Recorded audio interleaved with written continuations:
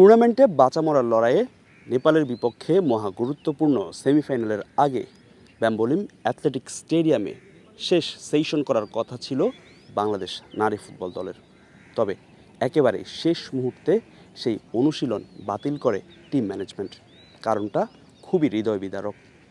ক্যাম্পে থাকা শিউলি আজিমের মায়ের হঠাৎ প্রয়াণে পুরো টিম শোকে কাতর।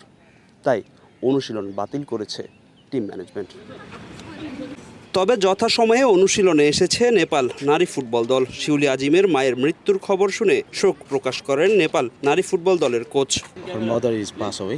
আমি সকালেই শুনেছি বাংলাদেশের ফুটবলার শিউলি আজিমের মায়ের মৃত্যুর খবর। বিষয়টি খুবই হৃদয় বিদারক। আমি শিউলি ও বাংলাদেশ দলের প্রতি শোক জানাচ্ছি। প্রার্থনা করি তারা যেন এই শোক কাটিয়ে ওঠে। গেল 2 সাফে হিমালয় কন্যাদের হৃদয় ভেঙেছিল বাংলাদেশ দল। এবার তাই যে কোনো মূল্যে লাল সবুজদের বিপক্ষে জয় তুলে নিয়ে ফাইনাল নিশ্চিত করতে চায় নেপালের ফুটবলাররা। গ্রুপ পর্বে বাজে পারফর্ম করা বাংলাদেশকে হালকাভাবে নিচ্ছেন না নেপালের কোচ। দলে নেই দলটার সবচেয়ে বড় তারকা সাবিত্রা ভান্ডারী। তার শূন্যতা পূরণে তরুণদের এগিয়ে আসতে বললেন নেপালের হেড কোচ নবীন নেউপানি।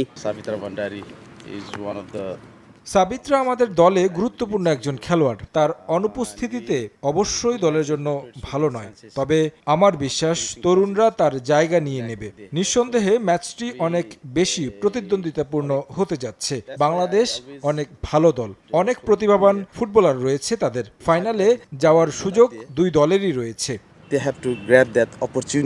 তবে সকালে অনুশীলন না করলেও বিকালে রিকভারি সেশন করেছে বাংলাদেশ নারী ফুটবল দল। শিউলি আজিমের মায়ের মৃত্যুর শোক কাটাতে আরব সাগরের পারে ফুটবলারদের উজ্জীবিত করার চেষ্টা করেছে টিম ম্যানেজমেন্ট। গ্রুপ পর্বে খারাপ করলেও সেমিফাইনালে ঘুরে দাঁড়াতে চাইবে বাটলার শিষ্যরা। গেল 2 সাফের ফাইনালে নেপালের বিপক্ষে জয় নিশ্চিতভাবে এগিয়ে রাখবে লাল সবুজ মেয়েদের। সবচেয়ে গুরুত্বপূর্ণ বিষয় হলো নিজেদের প্রস্তুত করা এবং ইতিবাচক মানসিকতা নিয়ে এগিয়ে যাওয়া। মূল চ্যালেঞ্জটা হলো দুঃখ, মর্মান্তিক ঘটনা এবং বিশেষ করে আমরা যে পরিস্থিতিতে আছি সেই শোককে ইতিবাচক শক্তিতে রূপান্তরিত করা। কাজটা মোটেও সহজ নয়, তবে আমি দৃঢ়ভাবে বিশ্বাস করি এই মেয়েরা মাঠে গিয়ে দারুণ পারফরমেন্স দেখানোর সক্ষমতা রাখে। তবে পরিসংখ্যান কথা বলছে বাংলাদেশের পক্ষে। নেপালের বিপক্ষে শেষ 5 দেখার কোনোটিতে হারেনি বাংলার জয়িতারা। 3 জয়ের বিপরীতে বাংলাদেশ দলের আছে 2 ড্র। শিউলির মায়ের প্রয়াণে শোক ছুঁয়ে গেছে পুরো দলকে। তবে সেই শোককে শক্তিতে রূপান্তর করতে চায় বাংলাদেশের নারী ফুটবলাররা। সেমিফাইনালে নেপালকে হারিয়ে ফাইনাল নিশ্চিত করতে বদ্ধপরিকর লাল সবুজের মেয়েরা। ব্যাম্বোলিম অ্যাথলেটিক্স স্টেডিয়াম থেকে ফাহিম ইসলাম, সময় সংবাদ, গোয়া, ভারত।